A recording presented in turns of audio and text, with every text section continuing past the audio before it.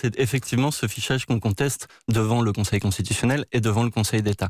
Avant l'instauration de ce fichier, un jeune se présentait, bénéficiait de mesures de protection de l'enfance, voyait sa situation évaluée par les départements, et non dont sa minorité.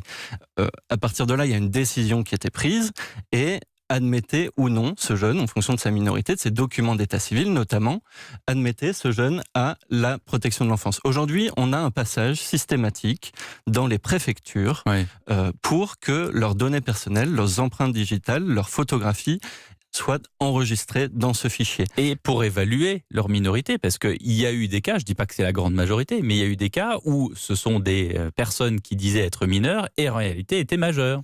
Alors effectivement, c'est une pratique qui existe, qui consiste pour des personnes majeures à se faire passer pour mineurs pour bénéficier de la protection de mesures de protection de l'enfance. Cette pratique, elle est d'abord pas aussi importante qu'on nous le laisse penser. Je vous l'ai dit.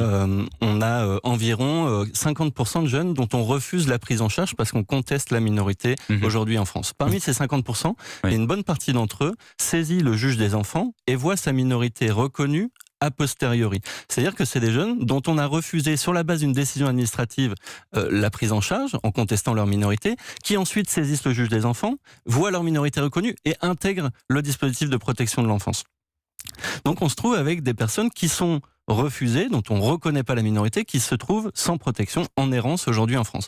Et là, la solution qui est proposée par le gouvernement, c'est une solution qui vise à renforcer la suspicion. C'est-à-dire que avant même le bénéfice de la protection de l'enfance, avant même de pouvoir avoir un temps de répit, un temps d'information sur leurs droits, un temps qui soit porté sur leur état de santé notamment, on va organiser un passage en préfecture pour enregistrer leurs données. Pour vous, c'est un problème de